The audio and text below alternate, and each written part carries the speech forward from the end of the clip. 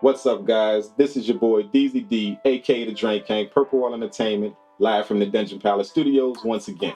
Today I have an awesome video for you. I'm going to take you through 4 tips to help you guys finish your beats quickly and efficiently. These tips are just some of the strategies that I have found helpful in my beat making career, and it's helped me to really speed up my workflow and make sure that I accomplish the things that I want to get done. Before we get into the video, guys, make sure you smash that subscribe button and also smash that notification bell. That way you guys can stay up to date every time I drop content just like this. So let's jump right into the video, guys, and check out these tips. Let's do it. All right, guys, the first tip that I'm going to take you through is very simply put, just make a schedule for your beat making. When you start to do this for a living, just like any job that you would take on, the job doesn't allow you to come in when you want. You have to make some kind of schedule to where you stay consistent in making sure your beats are getting made and making sure that your projects are getting done. The thing about it is you have to remember that you're on a schedule and you have to finish those projects fairly quickly to where you can keep up with that schedule. No matter what that schedule is, if it's an hour, if it's 2 hours, if it's 3 hours devoted to making beats, just make sure you have some kind of consistent schedule to where you keep that going and you make sure that you follow it and you get your beats made at a timely fashion. The second tip that I'm going to go over with you guys is just being focused. When you think about being focused, some people's mind just goes to concentrating.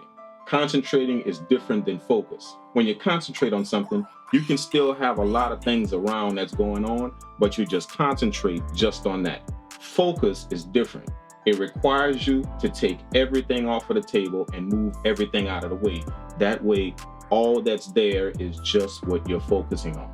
So what that means is cell phones, computers, tablets, all of that stuff that can distract your attention, move that stuff out of the way, get it off of the table. That way you can focus just on your projects, even people that you have around you. Make sure when it's time for you to sit down and you start working on your projects, make sure that those people know that this is the time that you've allotted for what you're trying to get done. And you're going to need focus to get that done. Some of you guys may have families. Some of you guys may be living with some people, and that can definitely have a hindrance on when you're trying to sit down and create. So just make sure all of those things that can distract you are completely off the table, and you're not only concentrating, but you're now focusing on exactly what you have to get done. The next tip that I have for you guys applies not only in just beat making, but in life all across the board.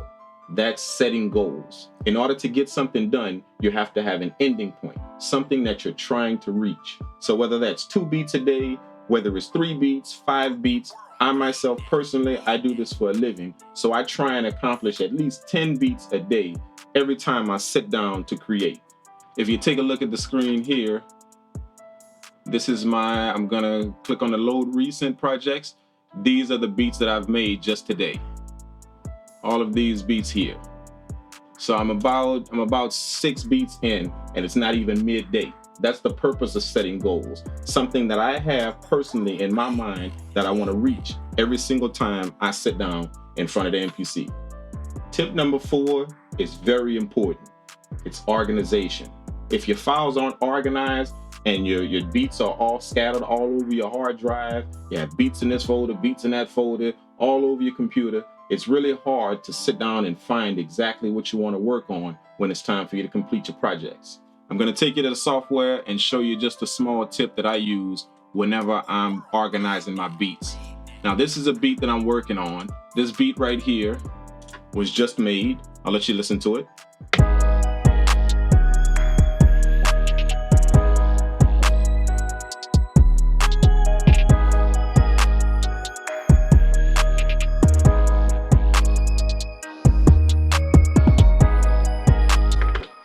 Okay, now this beat here, if you notice up here, I have this whole entire beat running on sequence 1, which is my main sequence. That's where I create my beat. Everything is done on the first sequence in sequence 1.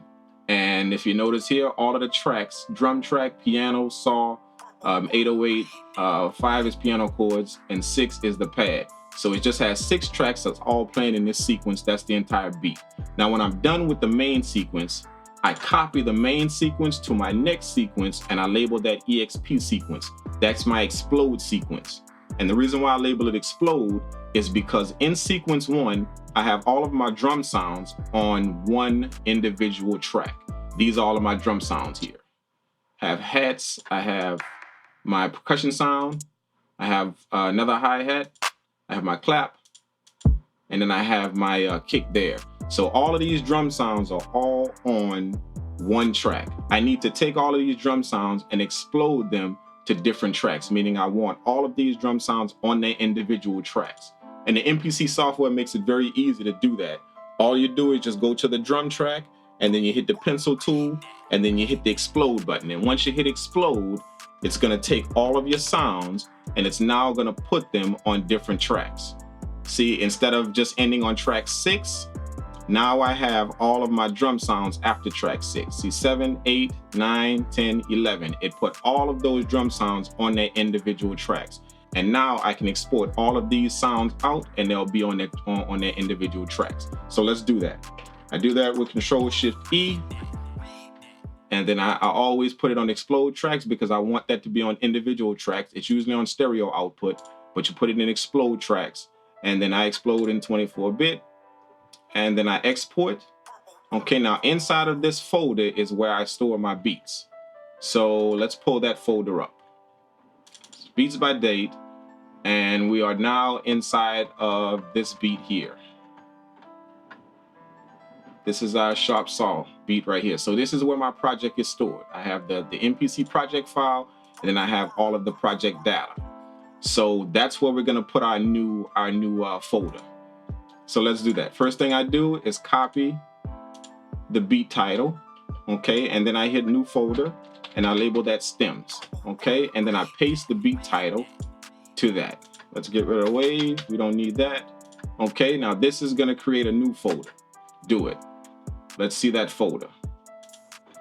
It's now put this folder inside of my project folder, okay? And then this is where I'm gonna save all of my tracks. This is where I'm gonna export all of my tracks inside of there. So I hit save, and it's gonna export all of my tracks inside of that stems folder.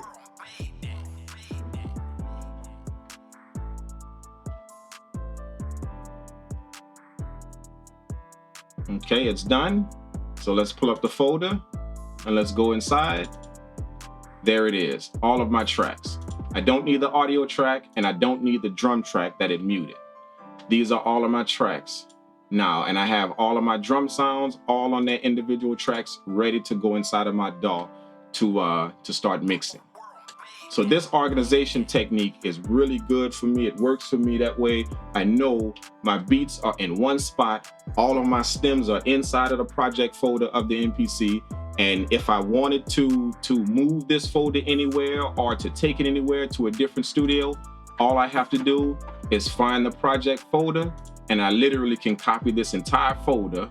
I can copy it and then paste it anywhere I want on a flash drive, anywhere. And I'm gonna literally take all of everything, the MPC project and even the stems, to a different studio, and I can mix anything that I want.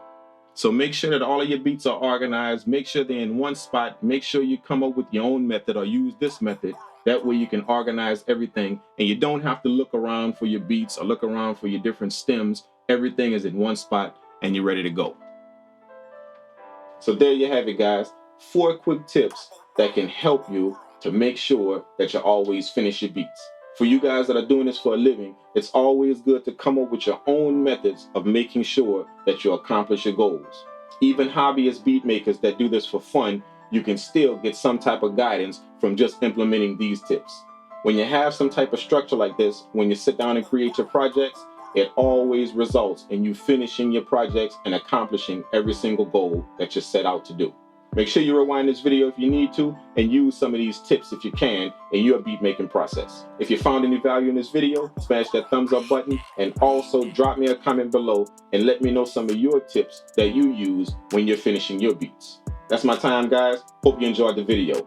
This is the Kid DZD, aka the Drink Kang, live from the Dungeon Palace Studios, and I will catch you guys in the next video. Peace out.